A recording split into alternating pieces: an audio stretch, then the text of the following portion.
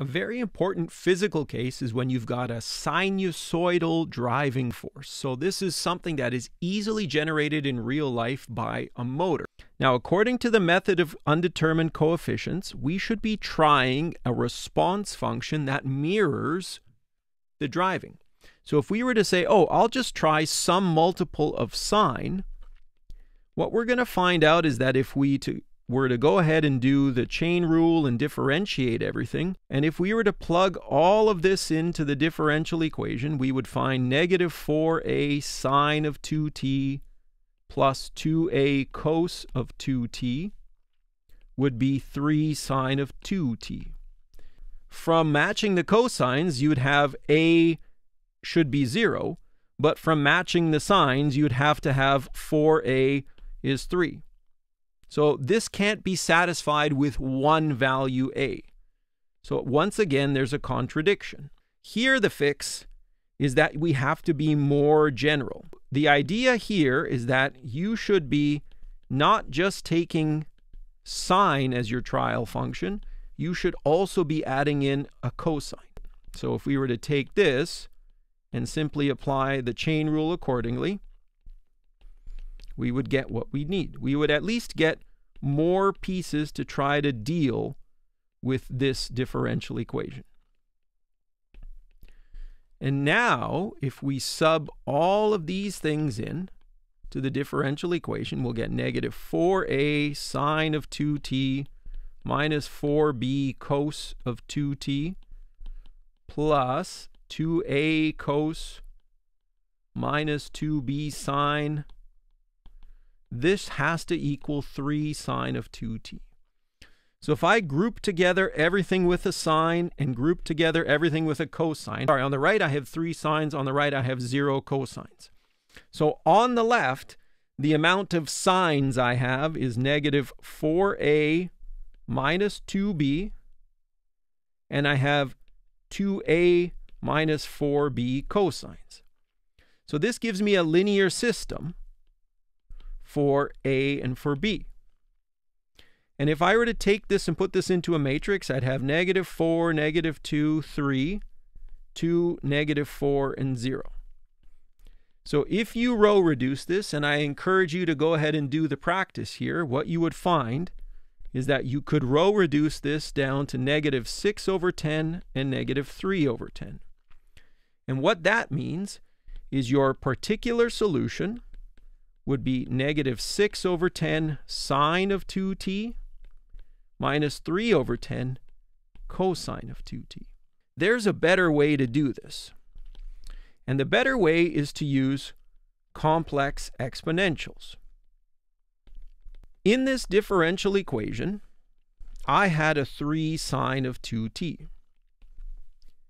Sine of 2t is the imaginary part of the complex exponential function, 3e to the 2it. Remember, it is the imaginary part of 3 times cos 2t plus I sine 2t. Rather than explicitly dealing with sines and cosines, you could think of the differential equation with complex exponentials. Now, I'm going to try my trial function to be a e to the 2it. I'm going to sub it into the dE, and then I'm going to take the imaginary part of the solution, because there's an imaginary part right there. If I had a cosine on the right side, I would use the real part. If I take the derivative of this complex exponential, I'll get 2ia e to the 2it, and if I take the derivative again, I'll get 2i squared a e to the 2it. 2i squared is going to give me negative 4a to the 2it. And if I sub this into the dE, I'll get y double prime, which is this term, plus y prime, which is this term. And I'm going to just take on the right-hand side 3e to the 2it.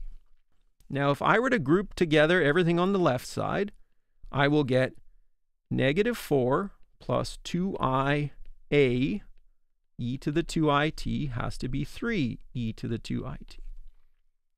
So the only way this is going to work is if a is 3 over negative 4 plus 2i.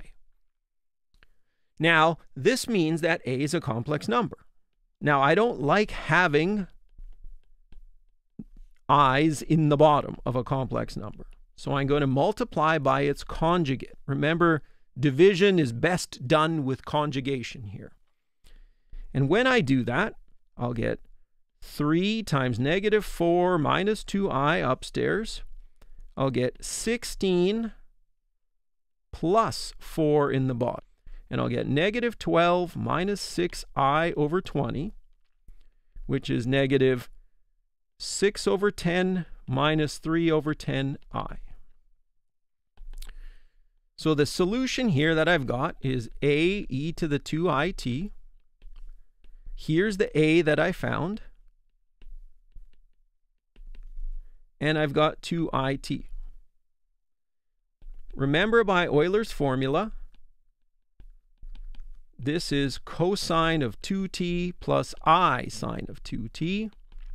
So I'm going to FOIL it all out. I get negative 6 over 10 cosine 2t minus 6 over 10i sine of 2t minus 3 over 10i cos 2t plus 3 over 10 sine of 2t. I'll get negative 6/10 cos 2t plus 3/10 sine 2t. That's the real part, the parts without an I. And then the imaginary parts are negative 6/10 sine of 2t minus 3/10 cos of 2t. So I want the imaginary part, negative 6 over 10 sine of 2t minus 3 over 10 cos of 2t. And if you compare it to what you did above, it's exactly the same. Now, this method is much better when your right-hand side is some e to the at times cosine beta t or sine beta t. It makes your life way better. It might seem overkill here, but trust me, going forward, it's way better.